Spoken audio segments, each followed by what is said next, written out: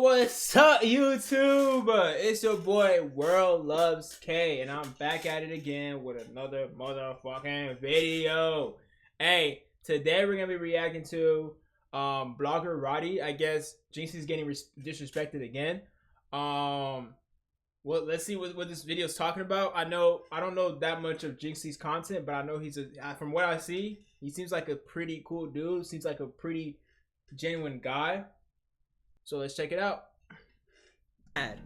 So these motherfucking streamers think it's okay to cancel on Jynxzi. Yo, I'm not gonna lie, bro. Jynxzi's a better man than me. I would air out who the fuck. Yo, all these motherfuckers always be doing this last minute. Bro, I just seen this clip. It says Jynxzi reveals his 40 streamer Valorant tournament has been canceled and moved to next weekend due to creators flaking within the last 24 hours. What is up with all these creators giving Jynxzi the short end of the stick, bro? Actually, no, I know what it is, because he's genuinely a nice guy, and people in this time take kindness for weakness. They see it as convenience, bro. I literally seen on YouTube a 20-minute compilation of streamers taking advantage of Jynxzi's kindness, bro. This dude is one of the most humble stand-up people. He stays out the way, minds his business. All he wants to do is just generate good content and bring people together, and they're playing with his head top and disrespect him every single time he does it, bro. As God is my witness, this is my last time ever trying to bring together 16 streamers for a tournament. PBM is late, XQC is asleep, Arky's not even here, and then Ron and Marlon told me last minute, 45 minutes before the tournament started, that they have a flight at 8:30. 2 days ago, Jynxzi had a 40-streamer Valorant tournament organized and ready to go. 40 of the biggest streamers in the world were supposed to compete. He had put the work in to make it happen. And then, within the last 24 hours before the event, creators started flaking. Right off. Chat, listen, boys. We were gonna do a Valorant tournament today. Relax, let me explain. We were gonna do a Valorant tournament today, but a bunch of people canceled in the last like 24 hours, and we just like, it was just cooked. So we're gonna be able to do it next week 100%. It's not canceled, it's postponed. Holy late, you are late, bro. Shut up.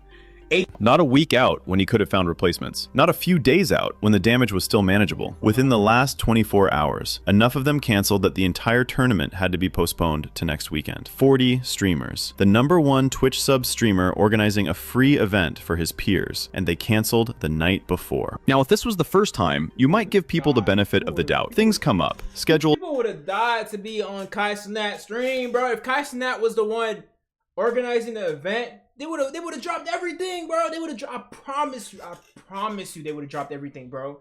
So the fact that they are here disrespecting the man just shows, bro, you cannot be too nice, dog. You cannot be too nice, bro.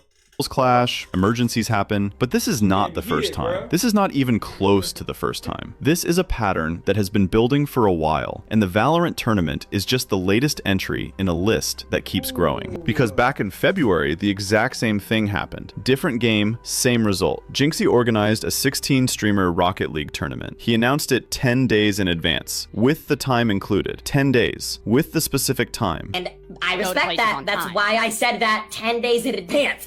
I said the date 10 days in advance with the time! He did everything you are supposed to do when you are organizing an event. He gave people more than enough notice to plan around it. And when the tournament was supposed to start, PBM was late. XQC was asleep. Archie was not there at all. Stable Ronaldo and Marlon told him 45 minutes before the start time that they had a flight at 8:30. PBM is late, XQC is asleep, Arky's not even here, and then Ron and Marlon told me last minute, 45 minutes before the tournament started, that they have a flight at 8:30. A flight that they had presumably booked sometime during the 10-day window that Jynxzi gave them, and decided not to mention until 45 minutes before his tournament was supposed to begin. He went on stream and said it clearly. As God is my witness, this is my last time ever trying to bring together 16 streamers for a tournament.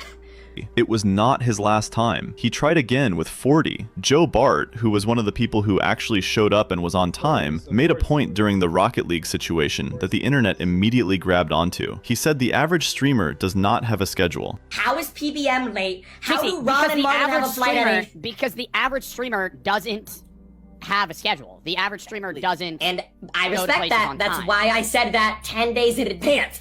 I said the date 10 days in advance with the time! If the average streamer does not have a schedule, then they have absolutely no excuse to be late to an event they were given 10 days notice for. If your entire day is unstructured and you have no prior commitments, then you have nothing competing with the one thing you agreed to show up for. Jynxzi, who was streaming from a completely different time zone, said he had been ready since 9 in the evening, waiting. Jynx, thank you for being on time. Oh, no problem, mate. I've been ready since 9 p.m. for you, Jynxzi. Yeah, and Jynx, this is why I love you, because I knew you'd be on time. He was not even. Bro, invite me next time, bro. I'm gonna be there, dog. Invite me. Invite me. Jynxzi, invite me, bro. I will be there on the dot, bro. I will be there 30 minutes, an hour early, bro. Invite me next time. Invite me. Like, been on the same continent as most of the people who could not turn on their computer in their own country on time. He was there, from a different time zone, ready, and he had still beat them to it. There is something important about what these people were actually being asked to do that needs to be said plainly. They were not being asked to travel anywhere. They were not being asked to block off a full day. They were not being asked to put anything on hold or make any significant sacrifice. They needed to turn on their computer, open the game, and be in the lobby. That is it. Their job, the thing they get paid to do, is to sit at a computer and stream. And they could not do that on the one specific evening that they had agreed to do it 10 days in advance. Some of them could not even manage a message saying they were not coming until it was too late for Jynxzi to find a replacement. That is not a calendar issue. That is just not caring enough to follow through on something you committed to. I saw someone say Jynxzi should just stop inviting big streamers and run the tournament with his viewers instead. And look, the intention behind that idea is good. The viewers would show up, the viewers would be early, the viewers would treat the invitation like the opportunity it is, because for them it genuinely would be. But there is a reason this is not as simple as it sounds, and it has everything to do with the history of Jynxzi's chat. His community is not exactly known for its good behavior. These are the same people who are widely believed to have played a direct role in ending his relationship with his first girlfriend, Cassie. The speculations around that situation pointed to the chat bullying her, making her time in that space uncomfortable enough that it became a real problem in the relationship itself. This is the first time I'm ever going to actually sit down and have an actual serious conversation with chat. When I first met Cassie, bro, that's crazy. like we were just literally just doing streams, bro. It was just funny shit. You know, and like obviously, bro, we started streaming a lot. You guys liked her, I liked her, and then I met her, bro. And then when I met her, bro, I actually had like genuine, real like feelings for a girl for the first time in, I don't even know, 5 years, bro.